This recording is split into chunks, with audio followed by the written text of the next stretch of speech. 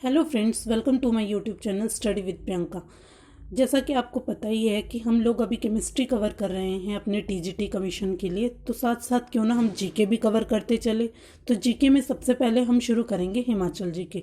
Himachal GK में सबसे पहला जो टॉपिक हम शुरू कर रहे हैं वो करें हिमाचल प्रदेश की भौगोलिक स्थिति। तो हिमाचल प्रदेश की भौगोलिक स्थिति क्या है देखते हैं। हिमाचल प्रदेश उत्तर में क्या है, जम्मू कश्मीर से, उत्तर पूर्व में तिब्बत से, दक्षिण पूर्व में उत्तराखंड, दक्षिण में हरियाणा और पश्चिम में पंजाब से घिरा हुआ राज्य है। यानी कि उत्तर में कहाँ से, जम्मू कश्मीर, उत्तर पूर्व में तिब्बत, दक्षिण पूर्व में उत्तराखंड, दक्षिण में हरियाणा, पश्चिम में पंजाब से घिरा हुआ राज्य है। इसकी जो ऊंचाई है, किसकी ऊंचाई, हिमाचल प्रदेश की, वो 350 मीटर से 7000 मीटर है। ऊंचाई पश्चिम से पूर्व की तरफ बढ़ती है। यानी कि हिमाचल प्रदेश की जो ऊंचाई है वो पश्चिम से पूर्व की तरफ क्या होती है, बढ़ती रहती है, यानी कि इंक्रीज होती रहती है। हिमाचल को पुराने समय में जालंधर के नाम से भी जाना जाता था। क्या कह रहा है कि जो हिमाचल था वो पुराने समय में और किस नाम से जाना जाता था, जालंधर।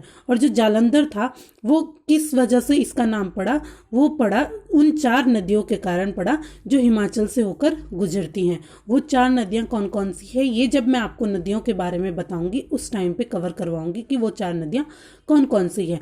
पद्म पुराण के अनुसार जालंधर सागर और गंगा का पुत्र था। यानी कि जो जालंधर था वो किसका पुत्र था, समुद्र और यानी कि सागर और गंगा का। किसके अनुसार था, पद्म पुराण के अनुसार। अब हिमाचल को क्या है, 3 भागों में विभाजित किया जाता है। सबसे पहले आपके पास आता है शिवालिक बाह्य हिमालय, इसको हम क्या कहते हैं, आउटर हिमालयाज भी कहते हैं। ठीक है। सेकंड नंबर पे आपके पास होता है आंतरिक हिमालय, जिसको हम कहते हैं इनर हिमालयाज। थर्ड है आपके पास महान हिमालय यानी कि ग्रेटर हिमालय। तो हम सबसे पहले क्या कवर करेंगे, शिवालिक बाह्य हिमालय के यानी कि आउटर हिमालयाज। इसको बोलते हैं, इसे मानक पर्वत के नाम से भी जाना जाता है। शिवालिक का अर्थ है शिव की जटाएं। समझ में आ रहा है। यानी कि जो आपके पास शिवालिक है यानी कि आउटर हिमालयाज, उसको क्या मानक पर्वत के नाम से भी जाना जाता है। और उसको क्या बोलते हैं हम, उसका जो शाब्दिक अर्थ है वो क्या है, शिव की जटाएं, शिव की जटाएं। ठीक है। इसकी जो ऊंचाई है वो कितनी है, ऊंचाई इसकी है 350 मीटर से 1500 मीटर। किसकी, शिवालिक की 350 मीटर से 1500 मीटर। और वर्षा कितनी होती है यहाँ पे, 150 सेंटीमीटर से 180 सेंटीमीटर। यानी कि शिवालिक आपकी जो आउटर हिमालयाज है उसमें आपके पास ऊंचाई उसकी कितनी है, 350 मीटर से 1500 मीटर। वर्षा कितनी होती है, 150 सेंटीमीटर से 180 सेंटीमीटर। इस श्रेणी में कांगड़ा के कुछ भाग, हमीरपुर, बिलासपुर, ऊना, मंडी, सोलन और सिरमौर शामिल है। यानी कि इस श्रेणी में कौन कौन से भाग आते हैं आपके पास, हमीरपुर, बिलासपुर, ऊना, मंडी, सोलन और सिरमौर शामिल है। सिरमौर की पावटा घाटी, नाहन का पच्छाद और रेणुका तथा मंडी की बलाव घाटी, जोगिंदरनगर इस श्रेणी के अंतर्गत आते हैं। तो ये हो गया आपके पास आपका आउटर हिमालयाज यानी कि शिवालिक हिमालय। शिवालिक का अर्थ है शिव की जटाएं। ओके। एंड इसको हम क्या बोलते हैं, मानक पर्वत भी बोलते हैं। इसकी ऊंचाई कितनी है, 350 मीटर से 1500 मीटर। सेकंड है आपके पास आंतरिक हिमालय यानी कि इनर हिमालयाज। आंतरिक का मतलब इनर। इनर हिमालयाज की जो ऊंचाई वो कितनी है, 1500 मीटर से 4500 मीटर। आउटर की कितनी थी, 350 से 1500, और इसकी कितनी है, 1500 से 4500 मीटर। ठीक है। इसकी मुख्य श्रेणियां कौन कौन सी है, धौलाधार और पीर पंजाल। इसकी कौन कौन सी है, धौलाधार और पीर पंजाल। इस श्रेणी में सिरमौर की रेणुका तहसील, मंडी की चच्योट तथा करसोग, डलहौजी, शिमला, चूड़धार। चूड़धार को हम क्या बोलते हैं, चूड़ चांदनी भी बोलते हैं, जो कितनी है, 3647 मीटर। जो आपका चूड़धार है वो क्या है, आपके पास सिरमौर की सबसे ऊंची चोटी भी है। ठीक है। तो चूड़धार क्या है, मीटर 3647 मीटर और कुल्लू घाटी आते हैं। ठीक है। धौलाधार, धौलाधार सेकंड, पहला आपके पास इसकी मुख्य श्रेणियां हैं कौन कौन सी, धौलाधार और पीर पंजाल। जो धौलाधार है उसको आप क्या बोलते हैं, श्वेत चोटी भी बोलते हैं। इसे मोलाक पर्वत के नाम से भी जाना जाता है। देखो आपने कंफ्यूज नहीं होना है। मानक पर्वत क्या था, शिवालिक। ठीक है, मानक पर्वत। एंड धौलाधार को क्या बोलेंगे, मोलाक पर्वत। ठीक है। तो मानक और मोलाक में कंफ्यूज मत होइए। मोलाक आपके पास धौलाधार है, एंड मानक पर्वत आपके पास क्या था, वो था आपके पास शिवालिक, ठीक है, यानी कि आउटर हिमालय। तो धौलाधार क्या हो गया, मौलाक पर्वत। यह मुख्यतः चंबा, कांगड़ा और मंडी में स्थित है। यानी कि धौलाधार आपके पास कहाँ कहाँ पर है, चंबा, कांगड़ा और मंडी में स्थित है, ठीक है।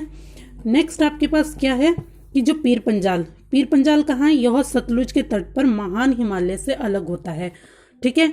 यानी कि पीर पंजाल जो है वो कहाँ पे, सतलुज के तट पर महान हिमालय से अलग होता है, और यह एक तरफ चिनाब तथा दूसरी तरफ रावी और ब्यास को विभाजित करता है। यानी कि एक तरफ से ये चिनाब तथा दूसरी तरफ से रावी और ब्यास को क्या करता है, अलग करता है, ठीक है, पीर पंजाल। थर्ड है आपके पास महान हिमालय। महान हिमालय मतलब ग्रेटर हिमालयाज, ठीक है। जो ग्रेटर हिमालय है वो क्या है, यह स्पीति तथा ब्यास नदी के निकास को अलग करता है। किस किस को अलग करता है, स्पीति और ब्यास नदी के निकास को अलग करता है ग्रेटर हिमालयाज। जास्कर श्रेणी ट्रांस हिमालय का एक भाग है। जो जास्कर श्रेणी है वो किसका भाग है, ट्रांस हिमालय का भाग है, और यह क्या करता है, स्पीति तथा किन्नौर को तिब्बत से अलग करती है।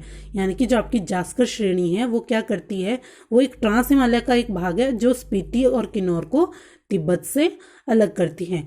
इस श्रेणी में शिल्ला यानी कि जो कितनी है 7025 मीटर, रियो फार्ग्यूल ये 6791 मीटर शामिल है। यानी कि शिल्ला जो आपकी सबसे ऊंची चोटी है वो कौन सी श्रेणी में है, जास्कर श्रेणी में।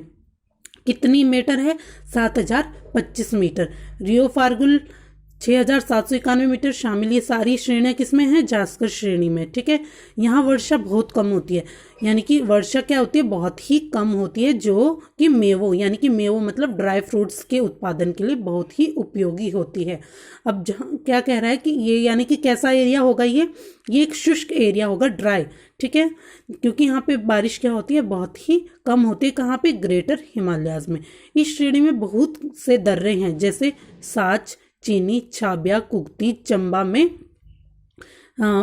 में और हमटा वो चंद्रखेरनी दर्रे कहाँ, कुल्लू में, ठीक है। यानी कि आपके पास साच, चीनी, छाबिया, कुगती, चंबा में है ये चारों, और हमटा और चंद्रखेरनी दर्रे कहाँ हैं, कुल्लू में, ठीक है। हिमालय को एशिया का मौसम निर्माता भी कहा जाता है, यानी कि weather maker of Asia. Himalaya को क्या कहा जाता है, वेदर मेकर ऑफ एशिया, यानी कि एशिया का मौसम निर्माता भी कहा जाता है, ठीक है। अब हम इसको क्या कह रहा है कि जो आपके पास हिमाचल है, इसको अगर हम प्राकृतिक तरह से क्या कह रहा है, प्राकृतिक भूगोल के आधार पर बांटे तो इसको हम 5 भागों में विभाजित कर सकते हैं प्राकृतिक में, ठीक है। 5 भागों में सबसे पहले आपके पास आता है गीले उपोषण क्षेत्र, यानी कि वेट सब टेम्परेट जोन, ठीक है। कौन कौन से, वेट सब टेम्परेट जोन। तो वेट सब टेम्परेट जोन में यानी कि गीले उपोषण क्षेत्र में कौन कौन से एरिया आते हैं आपके पास हिमाचल के, पालमपुर, जोगिंदरनगर, डलहौजी, धर्मशाला, ठीक है। सेकंड आपके पास है नम उपोषण क्षेत्र, यानी कि ह्यूमिड सब टेम्परेट जोन। इसमें आपके पास कौन कौन से एरिया आते हैं, कुल्लू, शिमला, मंडी के कुछ भाग, सोलन, चंबा, कांगड़ा और सिरमौर, ठीक है। शुष्क उष्ण क्षेत्र यानी कि ड्राई टेम्परेट जोन, इसमें कौन कौन से भाग आते हैं, लाहौल स्पीति के ऊंचे अल्पाइन क्षेत्र, पांगी और किन्नौर, ठीक है।